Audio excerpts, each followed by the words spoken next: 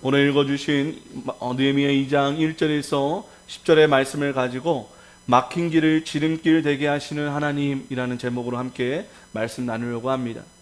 오늘날 취준생이라는 단어보다는 이제 퇴준생이 더 늘어가는 것 같습니다. 퇴직을 준비하는 사람들이라는 뜻이죠. 정말 어렵게 취업을 했는데도 불구하고 근무 첫날부터 이 회사를 나가야 할지 고민하는 청년들이 늘어나고 있다고 합니다. 그 어렵다는 공무원 시험에 합격해 놓고서도 2, 3년 안에 다 퇴직을 한답니다. 젊은 청년들이.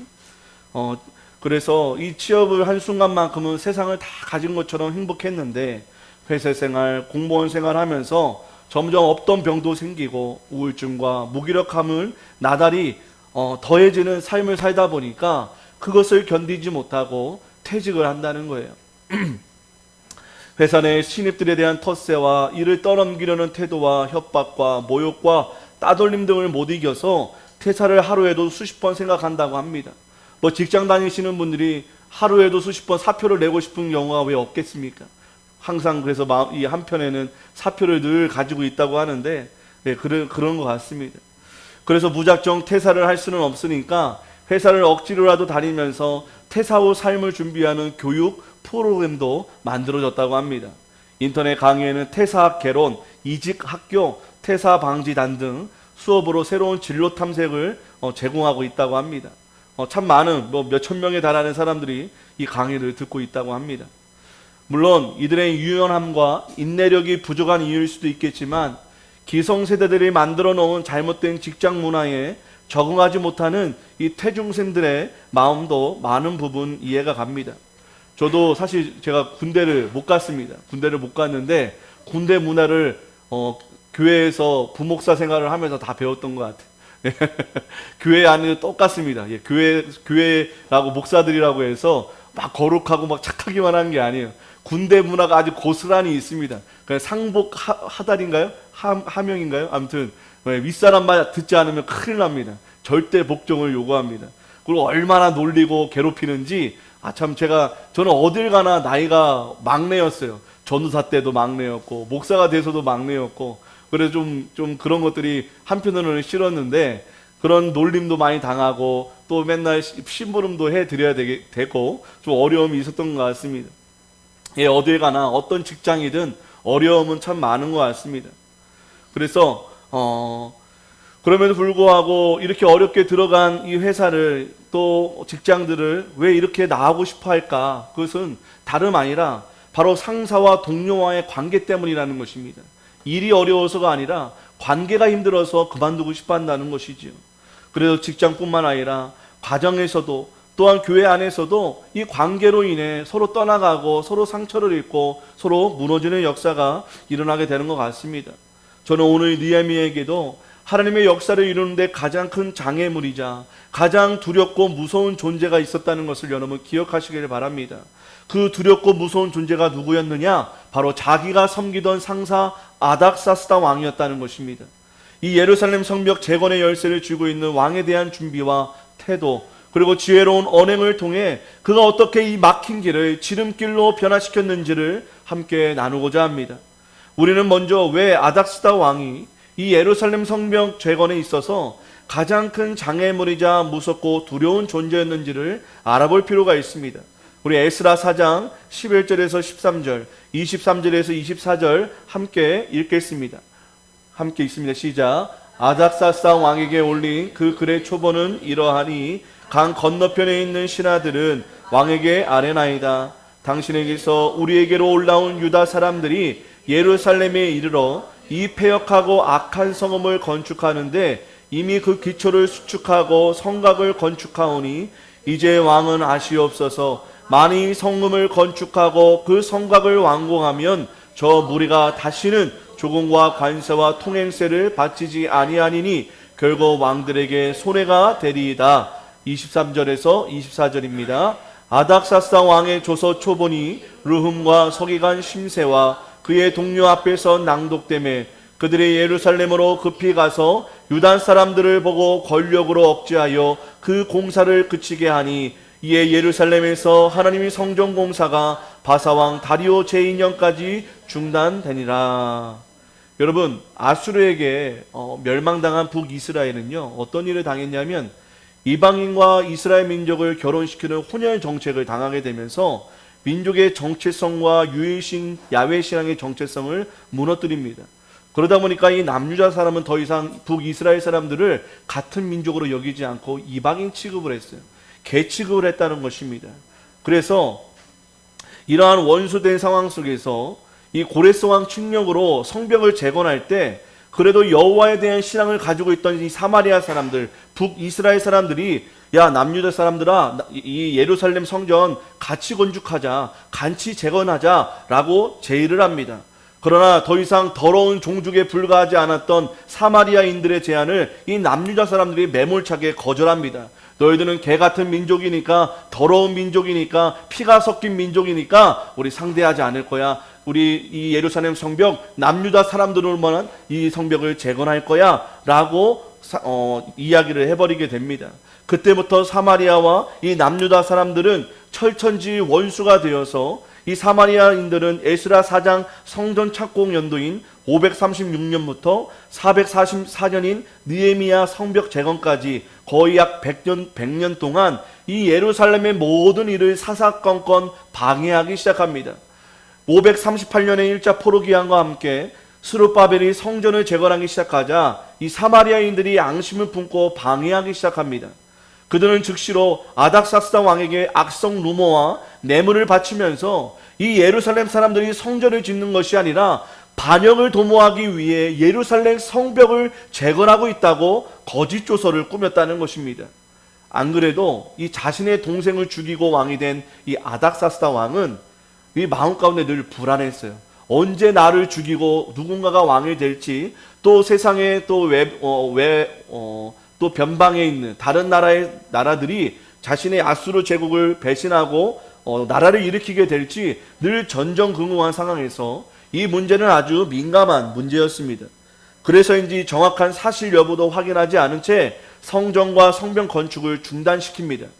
그런데 이 최측근인 느헤미야가 이러한 사실을 모를 수가 없는 것이지요. 왕이 이미 선포한 법령을 다시 뒤집어서 예루살렘 성벽을 재건해야 하는 느헤미야 입장에서는 아닥사스다 왕이라는 너무나 크고 두려운 막힌 길을 통과해야만 했던 것입니다. 고양이 목에 방울을 달아야 하는 생지의 신세가 바로 느헤미야였던 것이지요. 여러분, 과연 이 느헤미야가 이 사명을 감당하기 좋아했을까요? 자신 있게 일을 할 수 있다고 여겼을까요? 아니었을 것입니다.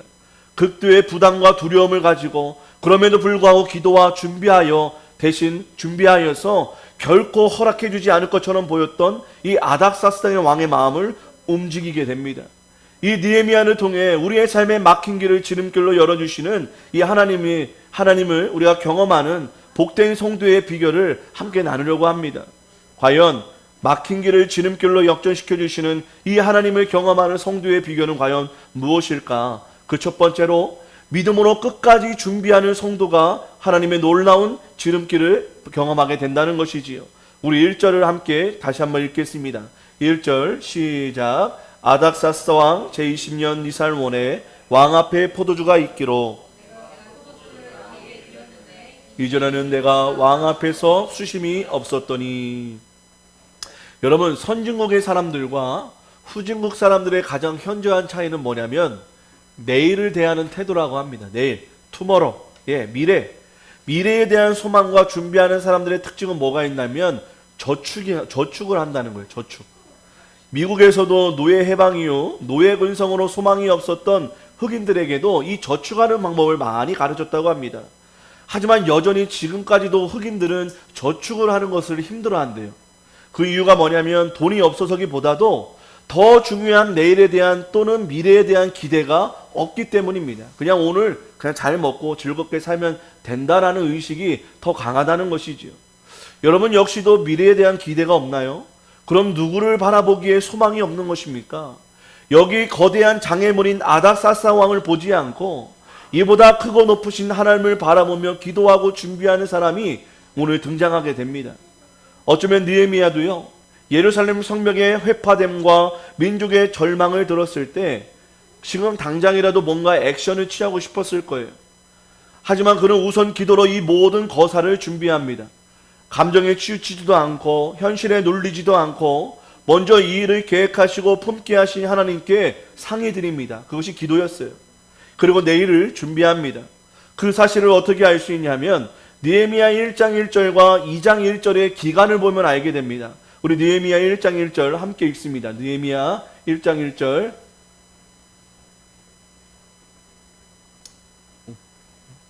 제가 읽어드릴게요. 하가랴의 아들 느헤미야의 말이라. 아닥사스 왕 제20년 기슬룰 월에 내가 수상궁에 있는데 라고 나옵니다. 느헤미야가 처음 예루살렘의 소식을 들을 때가 언제냐? 아닥사스 왕 제20년 기슬룰 월이라고 합니다. BC 445년 11월에서 12월 사이였다는 거예요. 그런데 2장 1절을 보면 아닥사스 왕 20년 니산월이라고 합니다. 니산월은 오늘날 달력으로 3월에서 4월을 의미합니다. 무려 하나님으로부터 예루살렘에 대한 소식을 들은 지 몇 개월 정도 지난 거예요? 4개월 정도 지난 시간에 오늘 2장이 드러나고 있는 것입니다. 여러분 4개월 동안 기도하는 것, 그리고 무엇인가 준비하는 것 결코 쉽지 않다는 것 알고 계실 것입니다. 그는 무려 4개월 동안 기도하기 시작하면서 현실에서 부딪혀야 할 문제들을 어떻게 해결해야 할지 고민하고 전략을 짭니다. 아마도 그는 이런 마음으로 이 모든 준비를 하지 않았을까요? 반드시 이 아닥사스 왕에게 내 계획과 소망을 이야기할 때가 올 것이다.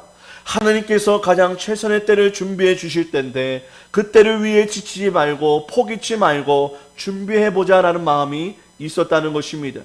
어쩌면 오늘 말씀은 우리 장년 성도들에게도 필요한 말씀이겠지만 오늘 이 말씀을 잘 들으시고 우리 자녀들과 손주들에게 꼭 나누어 주셨으면 하는 바람이 있습니다. 여기 계신 우리 청소년들도 잘 들으셨으면 좋겠어요.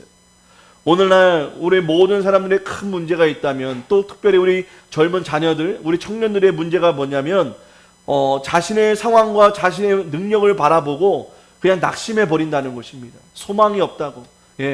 나는 무능하고 나는 연약하고 지금의 내 모습만 보고 그냥 모든 것이 낙심하고 앞으로 전진할 생각을 못한다는 거예요.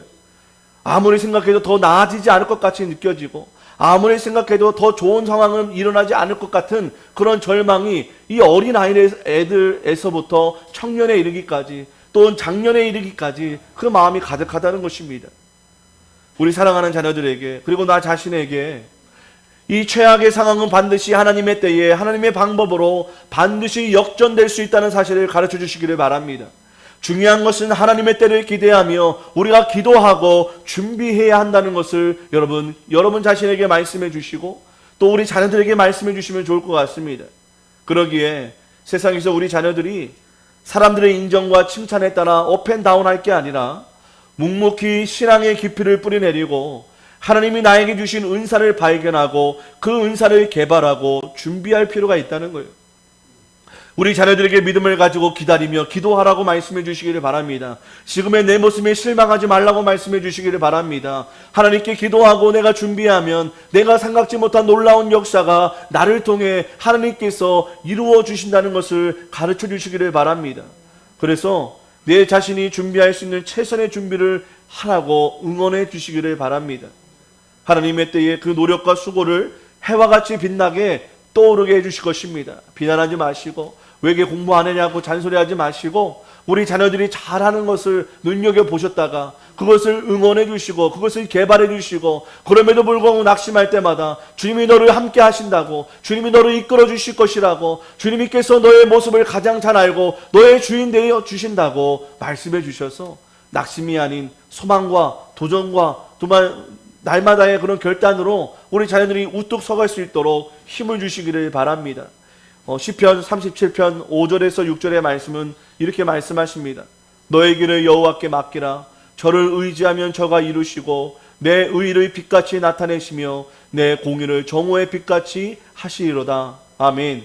또 다니엘서 12장 3절 말씀입니다. 지혜 있는 자는 궁창의 빛과 같이 빛날 것이요 많은 사람을 옳은 대로 돌아오게 하는 자는 별과 같이 영원토록 빛나리라. 아멘. 여러분 지혜 있는 자가 누구입니까? 하나님을 경외하는 자가 하나님을 신뢰하는 자가 지혜 있는 자인 줄을 믿으시기를 바랍니다. 지금 연약한 내 모습을 보고 의지하고 낙심하는 자가 아니라 나를 변화시키고 나의 가능성을 무한대로 이끌어 주실 하나님을 경외하고 하나님을 두려워하고 하나님을 신뢰하는 자가 지혜로운 자임을 기억하시고 그 지혜로운 자만이 많은 사람을 옳은 대로 돌아오게 하는 별과 같은 놀라운 역사가 일어나게 될 것을 믿고 살아가는 여러분, 나를 보지 마시고 전능하신 하나님을 바라보며 우리의 인생을 다시 준비하고 도전하시기를 축복합니다. 한 걸음 더 나아가 막힌 길을 지름길로 변화시키시는 하나님의 능력을 경험하는 자의 비결은 과연 무엇일까요? 그것은 성실함과 지혜로운 언행으로 살아가는 성도라는 것입니다.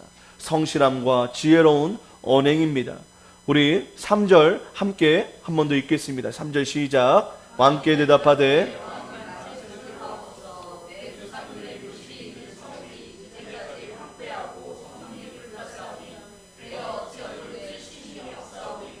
아멘.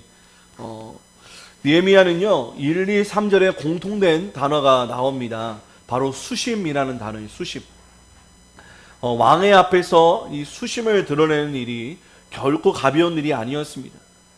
왕 앞에서 수심을 드러내는 것, 이게 어두운 빛을 나타내는 것은 어찌됐든 얼굴에 어두움이 있다는 것이기 때문에 왕이 오해할 수 있어요. 어떤 오해냐면 이 느헤미야가 나에 대한 반역을 일으키려고 지금 모의하고 있구나, 지금 생각하고 있구나, 반역을 생각하고 있구나 라는 여지를 갖게 해주는 표정이라는 것입니다. 그래서 항상 밝은 얼굴로 왕을 대해야 했습니다. 아무리 신임이 두터운 느헤미야라도 용서가 되지 않는 일이 뭐겠습니까? 바로 반역이지요. 그럼에도 불구하고 느헤미야는 죽음을 각오하고 얼굴에 수심을 드러냅니다. 일부러 드러내는 거예요. 하나님의 뜻을 이루기 위해서입니다. 왕이 혹여 수심을 자기에 대한 모반을 계획한 것이라고 오해라도 한다면 정작 할 말도 못한 채 죽음을 당해야 하는 상황이 된 것입니다. 하지만 왕은요 느헤미야를 신뢰했습니다. 그리고 그를 좋게 여겼습니다. 그는 지금까지 단 한 번도 왕 앞에서 낯빛을 바꿔본 적이 없는 신실하고 충성스러운 신복이었기 때문입니다. 그래서 왕은 노하지 않았습니다. 오히려 그의 속사정을 들어보려는 마음을 갖게 됩니다. 동시에 이것 또한 이 세상 권세자를 다스리시는 하나님의 섭리를 우리는 보게 됩니다. 하나님께서 아닥사스다 왕의 마음을 다스려 주셔서 의심과 진노가 아닌 긍휼과 궁금함이 들게 하신 것은 아닐까라는 생각이 듭니다. 결국 하나님의 뜻이 하나님의 사람을 통해 이루어질 수 있도록 하나님의 인도하시고 예배하시는 여호와 이레의 하나님을 우리가 이곳에서도 엿보게 되는 것이지요. 여러분, 이 당시에 아수르 제국은요 별명이 있었어요. 아수르 제국의 별명, 그게 바로 미친 개였습니다. 미친 개. 예, 얼마나 잔혹하고 잔인하고 무자비한지 이게 어떤 아수르 고대 문화의 그 벽면에 적혀 있는 글을 보면 내가 어떤 왕의 이 목을 칼로 찔러서 그 칼이 머리 위로 뚫었다. 이게 자랑삼아 한 글입니다. 그리고 아이들을 죽여서 아이들의 그 해골 무덤을 산처럼 쌓아놓았다는 것을 또한 자랑하는 민족이었습니다. 어쨌든 굉장히 잔인하고 무자비하고 무서운 제국이 아수르 제국이었고 그 중에 으뜸이 아수르 왕이었다는 것입니다. 그래서 이 느헤미야는 정말 살얼음을 걷는 심정으로 수심을 드러낼 수밖에 없었다는 것이지요. 여러분, 여기 우리 학교 선생님도 계시지만 공부 못하는 내가 수업 시간에 자면 뭐라고 합니까? 쟤는 또 자니? 또 게임만 하다만 늦게까지 게임하다가 지금 또 자는구나 라고 혼납니다. 근데 전교 1등이 졸면 어떤 말이 나옵니까? 제가 또 늦게까지 공부하다가 왔구나, 참 대단한 애야 라고 토닥여줍니다. 평소의 모습을 통해 느헤미야는 왕의 마음에 신뢰를 쌓았던 것이지요. 여러분, 성실하시기를 바랍니다.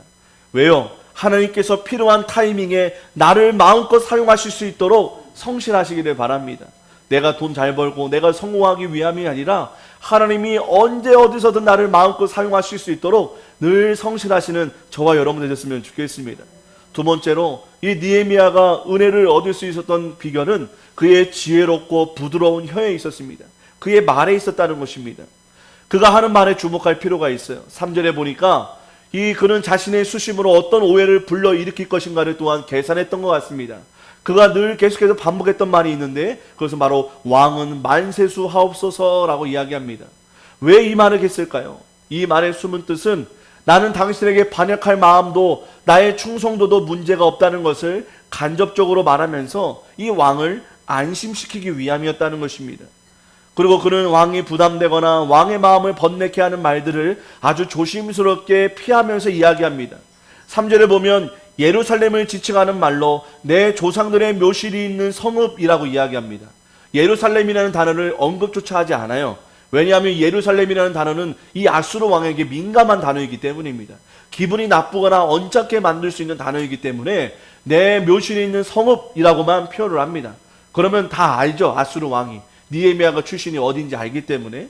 그래서 동시에 이 느헤미야가 내 묘실이 있는 성읍에 가서 내 조상들을 좀 섬기고 싶습니다라고 이야기했던 이유가 뭐냐면 이 문화는 조상의 묘, 숭배와 효를 굉장히 중시했대요.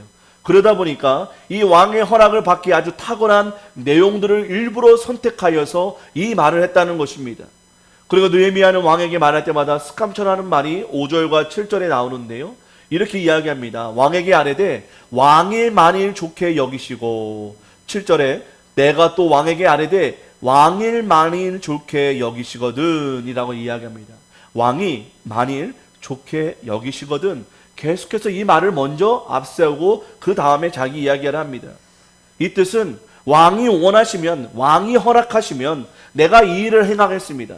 그러나 원하지 않으시고 허락하지 않으시면 나는 그 어떤 생각과 행동도 하지 않겠습니다라는 충성과 신뢰를 가득 담은 마음을 표현하고 있는 이중 메시지였습니다. 계속해서 그의 지혜로운 언행을 보게 되는데요. 느헤미야의 말을 잘 살펴보면 계속해서 왕을 언급합니다. 왕을 걸고 넘어지면서 자신의 계획을 보고합니다. 이것을 보면서 어떤 의미가 있냐면 바로 자신의 상사와 자신의 상사의 공로와 은혜를 높이면서 내가 준비하고 수고했지만 이것을 가능케 하고 완성하는 사람은 내가 아니라 아닥사스다 왕 당신입니다라는 것을 계속해서 부담을 주는 것입니다. 공을 돌려드리는 것이지. 내 윗사람, 나의 상사의 도움이 아니면 나는 아무것도 할 수 없음을 보여주는 것입니다. 이것은 단순히 아부를 하고 기분 좋게 하는 태도가 아니라 진정으로 내 상사 윗사람을 존경하는 진심으로 고백하고 있다는 것입니다. 그가 나에게는 절대적으로 필요한 사람임을 드러내는 것이에요. 여러분이 상사라면 어떤 부하 직원을 품겠습니까? 그리고 어쩌면 이러한 모습은 우리 이 사람의 윗사람에게만 보여야 할 직장의 모습이 아니라 우리 가정 안에서 아내와 남편, 부모와 자녀, 교회 안에서는 성도들과 성도, 또 성도와 목회자, 그리고 하나님과 우리 구주 예수님께 보여드려야 할 신앙의 자세가 아닐까 생각이 듭니다. 남을 나보다 좋게 여기고 감사하는 마음을 가지겠다는 다짐으로 우리 옆 사람에게도 이렇게 한번 인사했으면 좋겠습니다. 이 모든 것이 권사님과 집사님의 기도 덕분입니다. 함께 인사하겠습니다. 시작. 이 모든 것이 권사님과 집사님의 기도 덕분입니다. 예, 내 자랑이 아니라 다른 사람의 공을 인정하고 높여드리는 거예요. 예, 마지막으로 그 막힌 길을 지름길로 변화시켜 주시는 하나님의 능력을 경험하는 자의 비결은 무엇일까? 하나님을 늘 의식하고 그를 의지하는 성도라는 것입니다. 하나님을 의식하고 그를 의지하는 성도. 우리 4절입니다. 함께 읽습니다. 시작. 왕이 내게 이르시되 그러면 네가 무엇을 원하느냐? 묵도하고. 아멘. 세계적인 인터넷 사이트인 아마존의 창업자 제프 베조스는 회의 때마다 빈 의자를 하나 갖다 놓는다고 이야기합니다. 그 의자에는 이런 팻말이 놓여 있대요. 바로 고객이라는 팻말이 놓여 있다고 합니다. 우리 마음에도 항상 함께 마주 앉아 대화할 수 있는 빈 의자를 놓아야 하지 않을까 생각이 듭니다. 그리고 그 의자의 팻말에는 하나님이라는 팻말이 붙어 있어야 될 것입니다. 우리는 4절 말미에 느헤미야는 아닥사스다 왕이 막힌 길이 아닌 지름길이 되는 결정적인 찬스임을 깨닫고 순간적으로 기도하는 장면이 나옵니다. 성공을 이루어내는 결정적인 행동이었다는 것입니다. 바로 묵도라는 기도였습니다. 느헤미야의 마음에는 하나님께서 앉으실 빈 의자가 있어서였을까요? 정말 긴장되고 두려운 그 짧은 순간에 묵도하기 시작합니다. 묵도는 마음으로 짧게 드리는 기도지요. 왕이 자신의 생각과는 전혀 다른 왕의 반응을 보여줬기 때문에 느헤미야는 혼란스러웠습니다. 사실 느헤미야는 거절당할 줄 알았어요. 안 된다고 할 줄 알았어요. 그런데 대뜸 이 왕이 알겠다고 허락을 해주는 거예요. 그러자 오히려 당황했습니다. 그래서 이것이 기회이자 위기임을 깨닫고 그는 잠시 하나님께 급하게 묵도하기 시작했다는 것입니다. 이 장면에 대해 찰스 스퍼전 목사님은 이렇게 말했다고 합니다. 아마 그 시간의 간격은 왕이 알아챌 만큼 길지는 않았을 것입니다. 그러나 그 시간은 하나님께서 알아채시기에는 충분히 긴 시간이었을 것입니다 라고 이야기했다고 합니다. 어쩌면 느헤미야의 4개월의 모든 준비가 바로 이때를 위함이었다는 것을 그는 영적인 센스로 감지했을 것입니다. 그래서 이때를 결코 놓치고 싶지 않았을 것입니다. 하지만 그는 자기의 말을 하기 전에 하나님께 그 찰나의 순간에 기도를 했다는 것이지요. 사랑하는 여러분, 위기의 순간에, 정말 중요한 순간에 그 찰나의 기도를 하나님께 올려드리기를 바랍니다. 그러면 하나님께서 그 일을 온전하고 완전하게 이루어 주시고 인도해 주실 것을 믿으시기를 바랍니다. 계속해서 느헤미야는 지금까지 준비한 모든 계획과 필요한 조서와 사람들을 거침없이 왕 앞에서 담대히 브리핑하기 시작합니다. 그리고는 결국 최종 왕의 허락을 받게 됩니다. 그것도 아닥사스 왕이 직접 중단 명령을 내린 예루살렘 성벽 재건을 아닥사스 왕의 허락으로 재개되었습니다. 여러분, 느헤미야는 어쩌면 소름이 돋았을 거예요. 어쩌면 굉장한 강력한 하나님의 섭리와 안배를 느꼈을 것입니다. 여러분, 왕이라는 존재는요, 절대 한 번 내린 명령을 다시 철회하고 바꾸지 않습니다. 왜냐하면 왕은 누구예요? 신이기 때문에. 신은 오류가 없잖아요. 실수가 없습니다.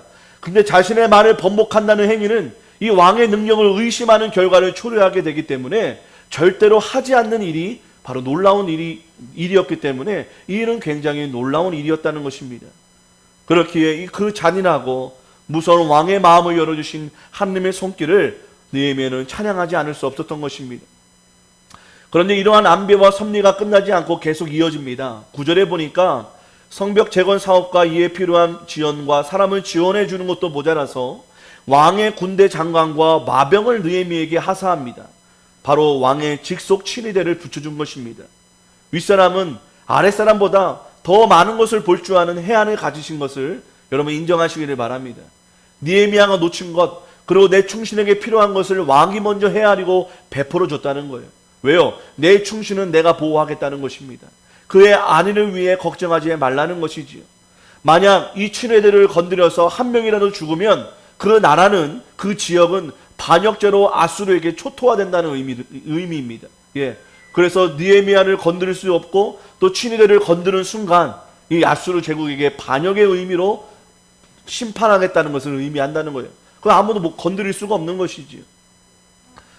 먼저 그의 나라와 의를 구할 때 이 모든 것을 더하시는 하나님을 우리는 볼 수 있게 됩니다. 이제 느헤미야는 호랑이에게 날개를 더한 격인 것이지요. 그야말로 위대하신 하나님, 위대하신 하나님을 우리가 보게 됩니다. 처음에는 아닥사스 왕이 이 예루살렘 성벽 재건의 가장 크고 두려운 막힌 길이자 막힌 문이었습니다. 예, 아닥사스 왕 자체가 막힌 문이었어요. 하지만 하나님의 사람이 하나님의 방법과 준비로 일하기 시작하자 하나님이 그 왕의 마음을 만져주셔서 더 이상 막힌 길이 아니었습니다. 오히려 가장 빨리 이 거대한 사역을 이뤄낼 수 있는 지름길로 변화시켜 주셨다는 거예요. 거기서 덤으로 생각지도 못한 에스코트까지 해주겠다고 하니 얼마나 기가 막힌 하나님의 섭리입니까? 느헤미야는 이 모든 일의 시나리오를 쥐고 감독하고 있는 분이 바로 여호와 하나님이심을 보게 됩니다. 그것을 느끼고 느헤미야는 이렇게 고백합니다. 내 하나님의 선한 손이 나를 도우심으로 왕이 허락하고 라고 하나님께 그 마음속으로 영광을 올려드립니다. 그는 결코 내가 기도해서 내가 철저히 준비해서 왕의 허락을 이루었다고 하지 않습니다. 오직 주의 선한 손이 나를 도우셨음을 찬양하고 있다는 거예요. 사랑하는 여러분, 우리가 왜 하나님의 말씀을, 하나님의 뜻을, 그리고 우리의 비전과 꿈을 생각조차, 준비조차, 시도조차 하지 못하고 계십니까? 하나님의 손이 여전히 우리를 돕고 있음을 믿으시기를 바랍니다. 여전히 그 어떤 크고 두려운 문제가 맞고 있습니까? 그 어떤 치명적인 약점과 장애가 있으십니까? 그 어떤 문제보다 크시고 그 어떤 치명적인 약점보다 장애조차도 능히 역전시켜 주시는 하나님을 믿고 기도하고 준비하여 just do it, 행동하시기를 바랍니다. 하나님이 원하시는 일을 위해 다시 꿈을 꾸시고 다시 비전을 세우고 다시 계획하고 다시 준비하고 다시 도전할 때 우리는 하나님의 놀라운 강력한 능력의 손을 다시 경험하게 될 것입니다. 또한 이 모든 것을 할 수 없도록 나를 가장 강력하게 방해하고 막고 있는 그것이 하나님으로 인해 오히려 우리를 가장 강력하게 돕고 이루어내게 하는 추진력과 디딤돌이 되어 줄 것입니다. 사랑하는 여러분, 하나님이 내 인생에 들어와 주시면 우리의 인생의 모든 막힌 길이 지름길 될 것을 믿으시기를 바랍니다. 여러분, 일반 자동차는 장애물을 피해가거나 그 길을 돌아갑니다. 그러나 탱크는 장애물을 피해가지 않습니다. 모든 장애물을 위를 밟고 넘어갑니다. 그리고 비행기 또한 모든 장애물을 뛰어넘어 그 어떤 장애와 방해 없이 자신의 길을 걸어갑니다. 여러분, 하나님의 손을 의지하는 자마다 탱크와 같이 막힌 길도 주저없이 밟고 지름길로 갈 수 있습니다. 하늘을 나는 비행기와 같이 모든 장애가 사라지고 강력한 속도로 주의 일을 진행하는 능력을 주님께서 주실 것입니다. 말씀을 마무리합니다. 막힌 길을 지름길로 변화시켜 주시는 하나님의 능력을 경험하는 자의 비결에 대해 우리는 세 가지로 나누었습니다. 첫 번째, 믿음으로 인내하며 준비하는 성도가 되시기를 바랍니다. 성실함과 지혜로운 언행으로 살아가는 성도가 되시기를 바랍니다. 늘 하나님을 의식하고 의지하는 성도가 되시기를 바랍니다.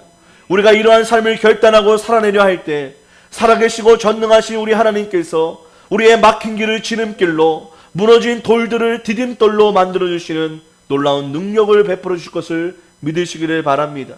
그리하여 여러분을 통해 하나님의 살아계심을 세상 사람들이 알게 되고 죄를 회개하고 예수님 앞에 돌아오게 하는 이 시대의 느헤미야로서의 사명을 완수하게 되는, 도전하게 되는, 이루시게 되는 복된 저와 여러분 되시기를 주님의 이름으로 축원드립니다. 우리 말씀 기억하며 나는 믿네 함께 찬양합니다.